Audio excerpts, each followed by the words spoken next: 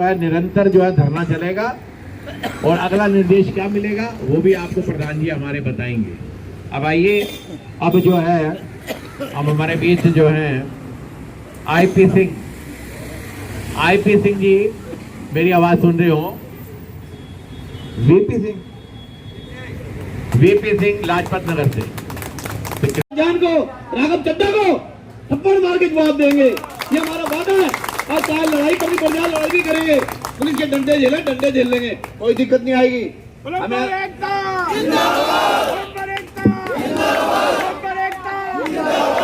अगर पुलिस के डंडे झेलने पड़े हम झेल लेंगे। ऐसा है मैडम जी, हम दिल्ली एसोसिएशन के हैं महासचिव हूँ मैं, और मैं बताना चाहता हूँ कि हम दिल्ली जल बोर्ड से अब नहीं जुड़े हुए, 1957 से जुड़े हुए हैं। 1957 से जुड़े हुए होने के बावजूद आज दिल्ली सरकार ने हमारे को इस तरह कर दिया है कि जैसे दूध में मक्खी निकाल देते हैं, इस तरह निकाला गया है, जो कि गलत है।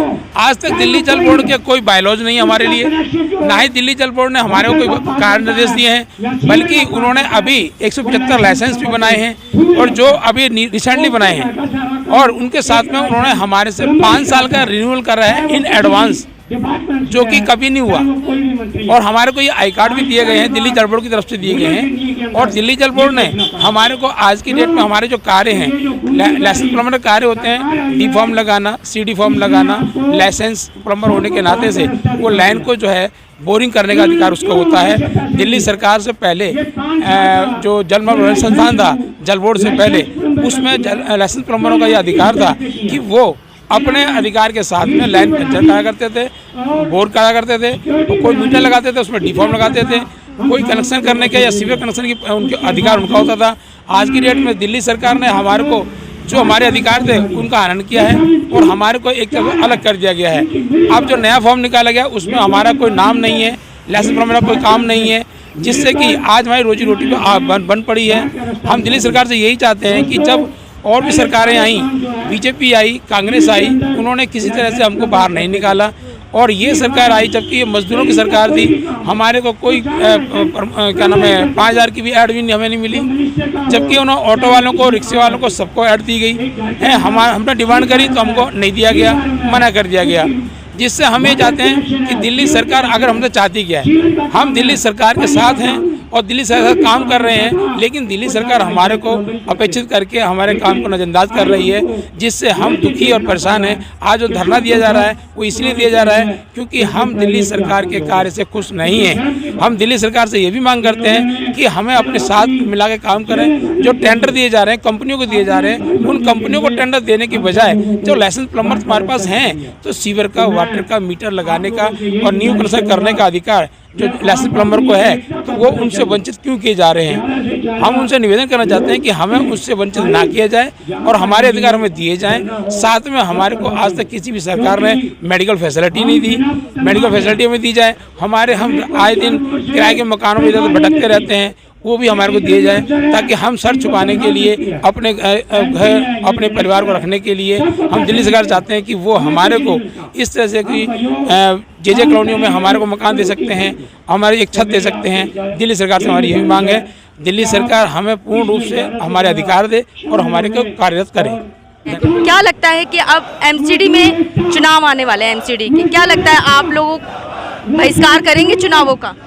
हम MCD के चुनाव में आएंगे, अगर हमारी मांगें नहीं मानी जाती हैं, हमारी बातें नहीं मानी जाती हैं, तो हम 2000 प्लम्बर के पास कम से कम हमारी फैमिली को मिला के, हमारी लेबर को मिला के हम 20,000 लोग हैं जो दिल्ली में रहते हैं, 20,000 वोटर उनको वॉकआउट करेंगे।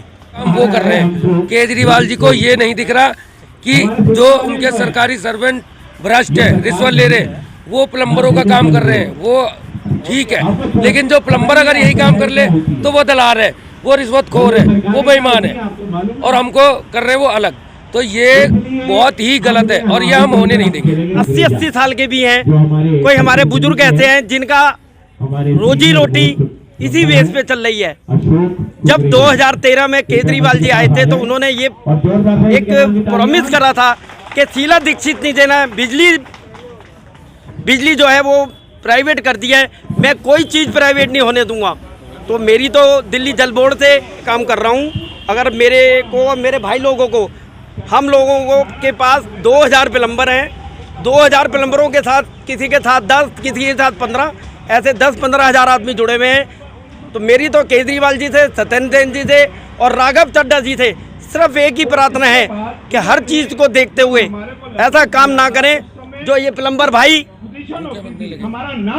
जल्द वो हो पाए, कि रोजी रोटी से वो हो पाए। मेरी तो बस यही कामना है। और जिन लोगों क्या लगता है ये सब वोटों की राजनीति थी? जब वोट आते हैं तो तमाम वादे किए जाते हैं और उसके बाद सरकार मुखदर्शक बनकर बैठ जाती है। हम आपको एक और चीज़ बताना चाहते हैं। अब जो जल बोर्ड के लिए तो कर ही रहे हैं, जो ये झूठे झूठे वायदे करके कि मैं 20 किलो लीटर पानी फ्री दे रहा हूँ, कोई फ्री नहीं है। दिल्ली वाला कभी फ्री नहीं चाहता। मैं केजरीवाल सरकार से सिर्फ एक ही प्रार्थना करना चाहता हूँ कि कुछ ना करे, 20,000 लीटर दिल्ली वालों को फ्री ना दे, एक सर्विस टैक्स हटा दे जो हमारे ऊपर लगा रखा है। 60% एक है, 50% एक है। अगर दिल्ली के बेटे बन के आए थे तो आज 2000 बेटों को उनकी बड़े बूढ़ों से ऐसा ना करें कि जो बड़े बूढ़े भी वो पाल रहे हैं बच्चे, तो ऐसा ना करें कि भाई उनका रोजगार खत्म हो, उनके बूढ़े बच्चे, उनकी फैमिली बिल्कुल बेकार ना हो। हमारी तो सिर्फ यही गुना है, जो भी संघर्ष हमें करना पड़ेगा। अभी तक तो हमने इसमें करा है, आगे हम 3 दिन झंडे वाला मुख्यालय पे करेंगे। झंडे वाला मुख्यालय, रोजी रोटी के सवाल के लिए हम कुछ भी करना पड़े, जेल भी जाना पड़ेगा, वो भी हमें मंजूर।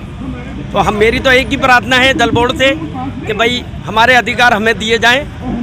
जो काम आपके बंदे नहीं करते, ये प्लम्बर इतने सीनियर्स और तजुर्बेकार हो चुके हैं कि प्राइवेट आदमी कोई काम सही ढंग से नहीं कर सकता।